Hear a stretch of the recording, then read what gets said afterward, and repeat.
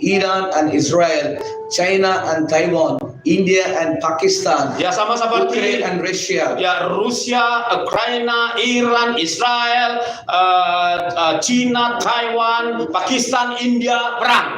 This all said in Bible. Ya, semua udah tertulis dalam Alkitab. Matthew 24, when you read, before the coming of Jesus, you will see the war against the nation, like the days of Noah, how the flood came. All things were already mentioned, said in the Bible. Ya, kalau Bapak Ibu Saudara baca di dalam Matius 24, sebelum kedatangan Yesus, sebelum pengangkatan itu akan terjadi peperangan, gempa bumi, akan ada sakit penyakit dan seterusnya, itu sudah tertulis. The churches all should ready for this coming. Oleh karenanya gereja harus siap sedia untuk kedatangannya. Hallelujah. Hallelujah. Hallelujah. Haleluya. So if you want to be a faithful servant, if you want to be a faithful believer, 5 key points I would like to share with you. Jadi jika saudara ingin menjadi orang percaya dan hamba-hamba yang setia, maka ada paling tidak 5 kunci. First I said vision of God. Yang pertama, visi dari Tuhan. Amin. We have earthly eyes.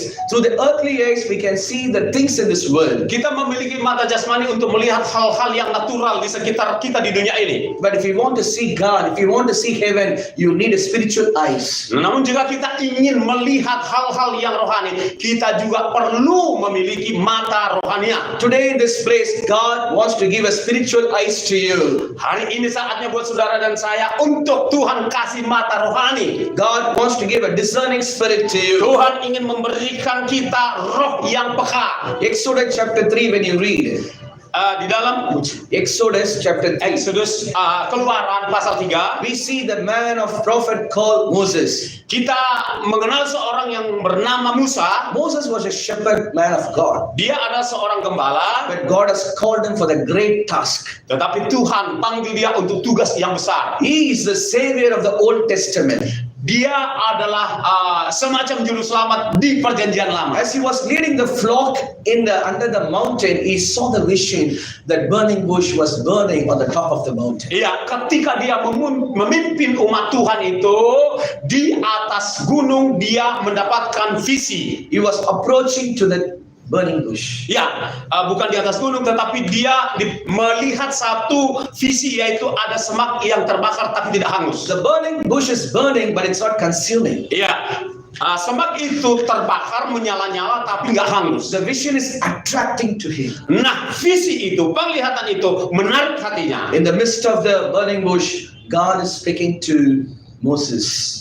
Dari tengah-tengah semak yang terbakar itu, Allah berbicara kepada Musa. He obeyed to the vision of God. Dia taat kepada visi dari Tuhan. When God gives you a vision, obey to Him. Itu sebabnya Bapak Ibu Saudara, kalau Tuhan kasih visi kepada saudara, taatilah. You are in Medan, you may be doing business, you may be doing work, you may be doing ministry. Obey to vision of God in your life. Mungkin saudara di Medan melakukan bisnis, usaha dan pelayanan, taatilah visi yang dari Tuhan. When you have the vision of God, pursue to the vision. Kalau saudara-saudara dapat visi itu, kejarlah visi itu. So the vision for the Moses to lead the people out of Egypt. Kalau bagi Musa, visi itu artinya memimpin umat Tuhan Israel keluar dari Mesir. You must have the vision to lead the people to Medan, to kingdom of God. Demikian juga kita di Medan harus memimpin orang yang ada di Medan dari kegelapan kepada Tuhan. Amin. God sees you as a faithful believer, servant of God. Fill me with your vision like Moses. Kalau belum ada visi, hari ini saatnya saudara minta kepada Tuhan, penuhi aku dengan visi seperti Tuhan beri kepada Musa. Moses had a vision not for 100 people. 100 people. Oke. Allah memberikan visi kepada Musa bukan untuk seratusan orang. Moses had a vision not for the 1,000 people. Allah kasih visi kepada Musa bukan untuk 1,000-an orang. Moses had a vision about the nation.